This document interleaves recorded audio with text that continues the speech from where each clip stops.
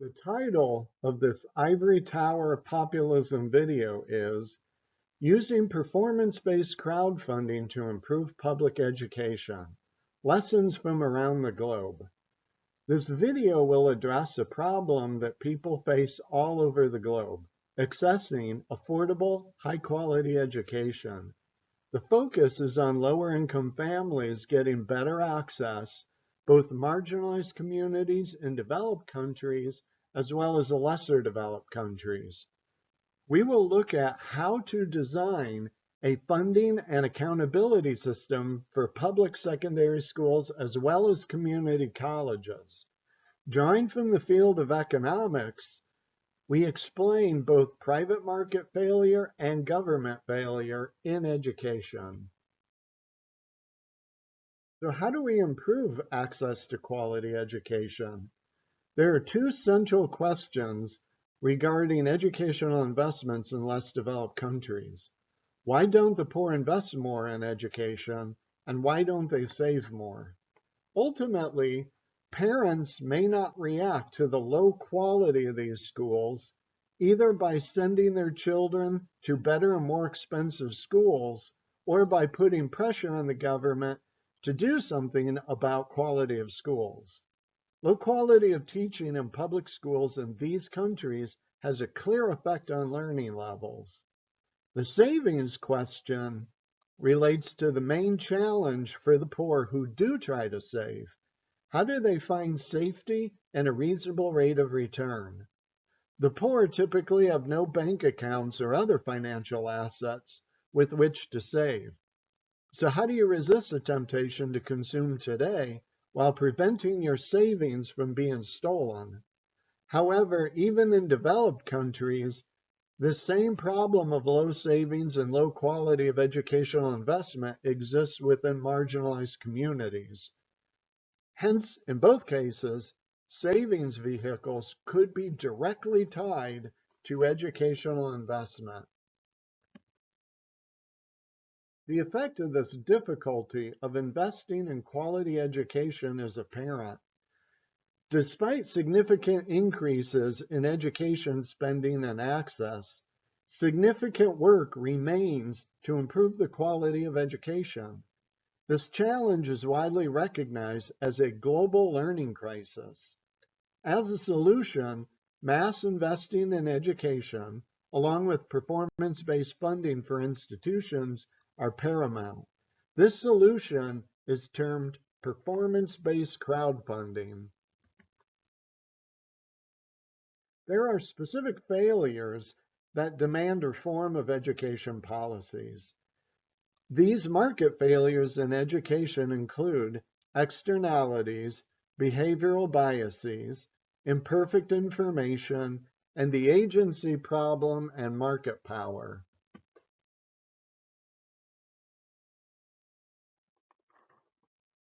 One key market failure justifying government intervention pertains to externalities. In the case of education, positive externalities. Positive externalities indicate that the social benefit is greater than the private benefit of the educational decision, so that we underinvest in education. Human capital investments demonstrate diffused value, and it is important to fully value human capital. Public policy then would need to internalize these externalities. Therefore, one possible remedy would be for the government to subsidize education until the private benefit equals the social benefit. However, there are two possible government failures with this approach. One is that by subsidizing access to education, where there is some rivalry of consumption, you may just increase prices, a viewpoint termed the Bennett hypothesis. Another possible problem is that subsidies may jeopardize the quality of education as institutions and students and parents have less skin in the game. The result of these two possible government failures may be increasing spending on education along with declining results from that spending. One possible solution to these problems may be to tie school funding more directly to future economic returns. There may be some behavioral biases of investing in education and saving for education. People may have self-control challenges, like myopia, a present bias. They may recognize the value of some investment or sacrifice, but fail to take needed action today. There may be a tendency to choose smaller immediate benefits rather than larger later ones. This is especially true given that returns to education span decades. Many people also possess a loss aversion, especially the poor who have no slack resources to absorb losses. High-risk aversion of the poor may lead them to pass up educational investment opportunities. People may fail to invest in education because of the upfront cost, as well as uncertainty surrounding applications to educational institutions and qualifying for financial aid. Possible remedies for these problems include delaying payment for schooling until after graduation and simplifying the application process, especially for financial aid.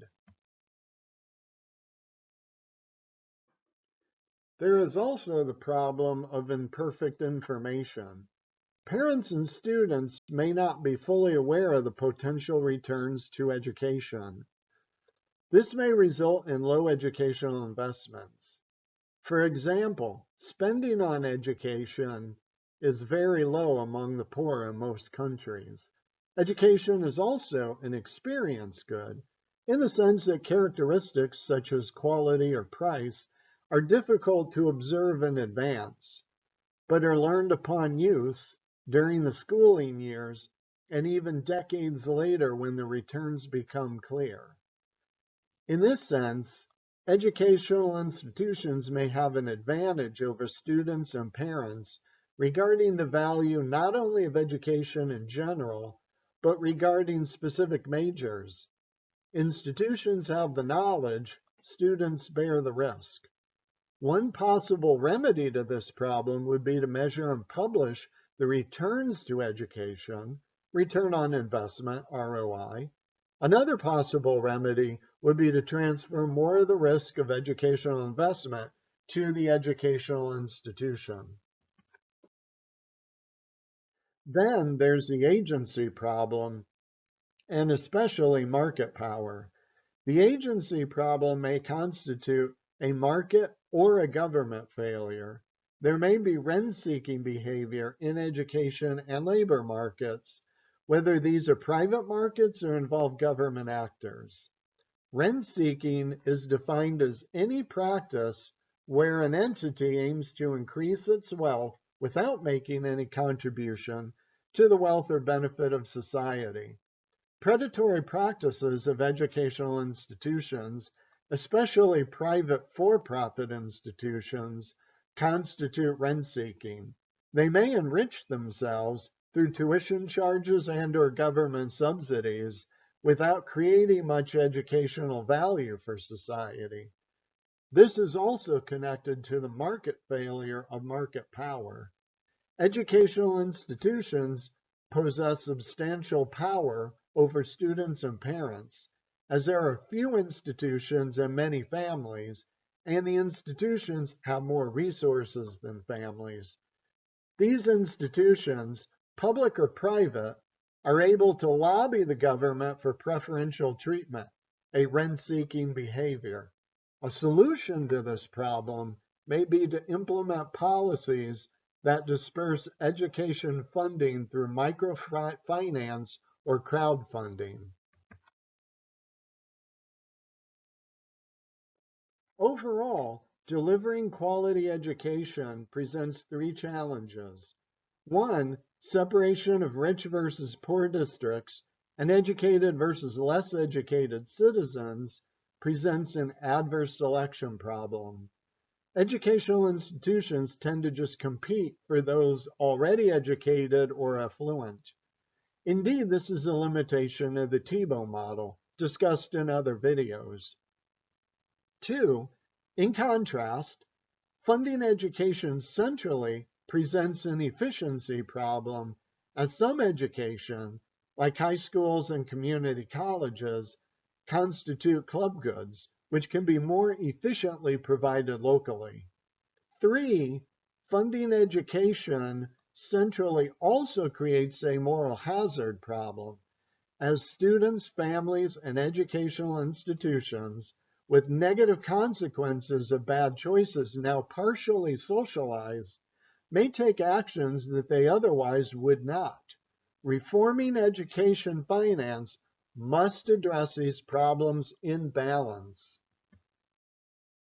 So first, let's review some current approaches to education finance and accountability. Income share agreements, or income contingent loans, offer an innovative way to finance education. An investor provides a student with funding for education. In exchange, the investor is promised a percentage of the student's future income for a set period of time after graduation. The student may wind up paying more or less than the amount financed, depending on the level of economic success after school. So in theory, and this is much debated, the loan has no principal and perhaps is more like equity than debt. One of the largest examples, started in 2016 from Purdue University, signed more than 1,900 ISAs with students, dispersing $21 million backed by the Purdue Research Foundation. In theory, targeting graduation, perhaps ISAs could even fund high schools one day. Benefits of ISAs include that they efficiently allocate education resources. They focus those resources on future potential rather than past performance, as they should fund all economically viable plans, and are less risky for students and families, passing that risk on to whoever underwrites or funds the agreement. ISAs could replace both tuition and property taxes as an essential funding source for education institutions, both high schools and some colleges. So how is the ISA superior to tuition? Tuition and property taxes reflect the legacy problem, meaning the past influencing the present and future. Legacy provides both the institution and the school district their reputations, which increases their attractiveness to students and residents, and provides a justification for high prices, like tuition, or high property taxes. But high prices also favor the past for students and their parents, who typically attended better funded secondary schools and universities. In short, the current system rewards the past rather than makes wise investments toward the future.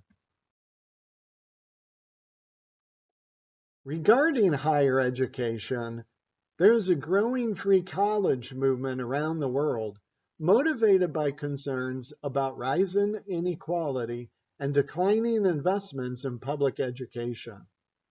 However, one could look at the UK as an example of a different path to take. Until the late 90s, full-time students in the UK could attend public universities completely free of charge. Unfortunately, this caused a dramatic increase in the number of students attending and ballooning total costs, necessitating enrollment caps, along with declining spending per student, which likely affected quality. This led to rising inequality in college attainment, necessitating reforms in 1998, including the introduction of tuition charges. However, loans constituted income contingent loans, where by design, low-earning graduates pay back less of their borrowed funds than do high earners. The income contingent loan repayment system allowed students to borrow more, enabling them to access more of their future earnings to support current expenses while enrolled. They also receive living expenses, not just tuition. This removed two barriers to access: upfront cost and the confusion associated with the financial aid systems at the beginning of college. Further, repayment begins after graduation or upon securing a job. This restructuring of higher education finance over the last 20 years has not stopped rising enrollments in the UK, as institutional resources per student have increased substantially. Moreover, after many years of widening inequality, socioeconomic gaps in college attainment appear to have stabilized or even declined. The moral is that free college is not the only way to increase quantity, quality, and equity in higher education. Indeed, a free system may actually stand in the way of those objectives. Unfortunately, with income contingent loans, when the college degree does not pay off for an individual, the taxpayer still covers the loss. Risk has not been transferred to the educational institution. Moreover, a common criticism of these instruments is that they subsidize lower value majors. Such problems need to be solved at the local level by regions competing with each other to maximize educational returns. Ultimately, performance-based funding for institutions is essential. By establishing a clear link between funding and results, performance-based funding increases transparency, maintains actor engagement with their impact, and provides a feedback loop for adapting delivery practices based on what works best.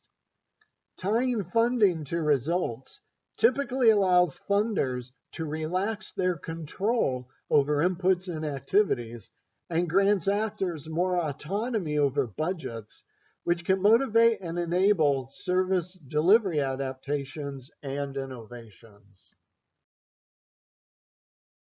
As an example, results in education for all children constitute interventions using performance-based funding, particularly the issuance of school grants. The design of performance-based grants is crucial because evidence suggests that they can have a negative impact on equity across schools. That is, higher performing schools with wealthier students are more likely to secure more money under performance-based programs, amplifying the gap between rich and poor schools. Therefore, it is important to measure change in performance relative to current wealth. Moreover, performance-based funding may work better in later schooling than earlier. A REACH study assessed the early impact of a performance-based school grants program on student learning in Indonesia. Student test scores improved in early secondary schools, with larger gains being made in schools that were already the highest performing, while for primary schools, there is no gain. In another example, in the state of Ceará in Brazil, a performance-based funding program linking a substantial part of municipal budgets to improvement in learning outcomes led to learning improvements for ninth graders in mathematics and language compared to students not in this program.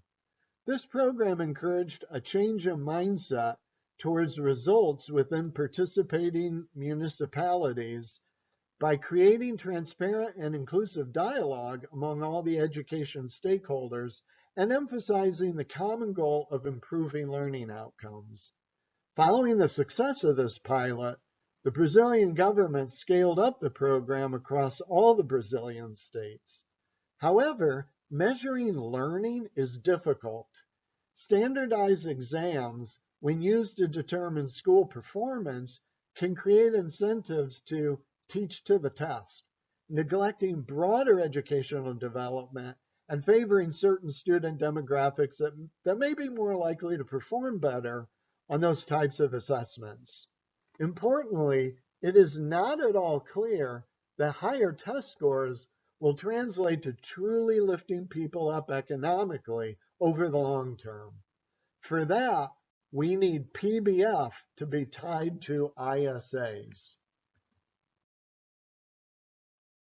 So where all of this is leading is to an innovation in funding and accountability for education, which I call performance-based crowdfunding. This proposal was originally made with the US in mind, but should also be applicable to many countries as well. This proposal would combine direct taxpayer investment, individuals funding institutions that underwrite income share agreements, with the demand for public sector performance outcomes. This approach provides both the savings vehicle for working people with a future-oriented investment vehicle for education. Local jurisdictions underwrite income share agreements with their own graduates. Current workers invest in those institutions through payroll deduction, so they choose which institutions, and the employers of their graduates pay back the return into individual retirement savings accounts. By underwriting their own graduates' income share agreements, jurisdictions become investment opportunities and would compete according to how efficiently they can translate current input wages into future outcome wages. Since the payback takes decades, this plan is best offered as part of a retirement system. Now, one problem with current private income share agreements is that graduates may be indentured to investors. However, in this proposal, people crowdfund people. Specifically, current workers fund students. Well, one problem with current education finance is separating the rich and poor, economic segregation. Hence, we need the financing of local government to be separate from relocation and local finance, creating a national crowdfunding system. Capital moves more easily than people, and many residents can afford neither higher quality schooling nor relocation. The solution is to create a national return on investment model driven by percentage returns, not absolute dollar gains, creating a trickle-up economic system. If underserved, underinvested, and disenfranchised regions are set up as investments, they should comprise the best opportunities if those local governments actually create long-term value. Wealthier municipalities, starting from a higher tax base, require a higher absolute dollar amount increase for the same return. So a state with double the wealth and tax base of a poor state would require double the value creation to offer the same ROI.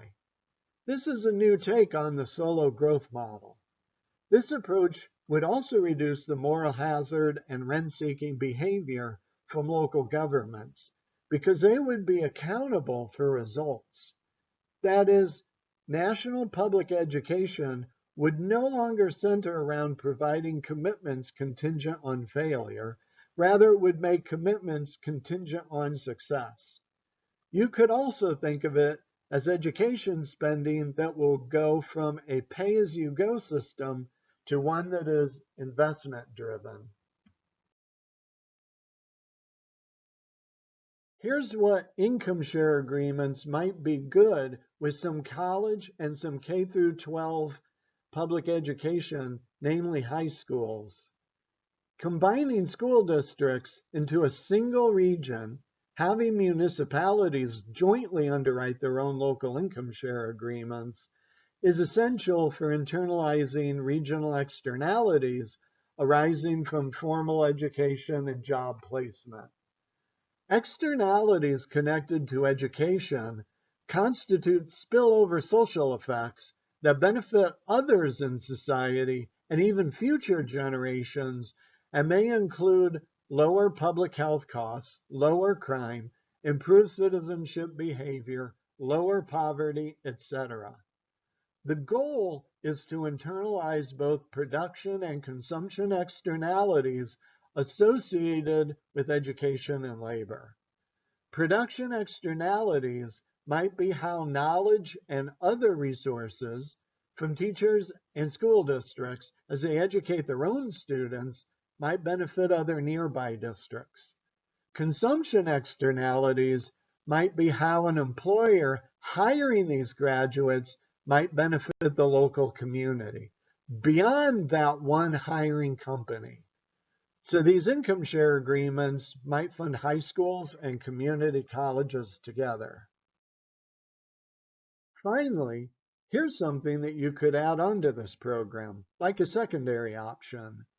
This plan could also target secondary schools with a performance-based funding system based on standardized testing and various other metrics on educational processes and outcomes. The point of this plan would be to measure absolute improvement between levels of schooling, so vertically. For example, students could take entrance exams to secondary school, let's say the 7th grade, and college entrance exams after finishing high school, whether or not they plan to attend college. In any case, the latter school would receive rewards for score improvement beyond what the former school prepared in those students.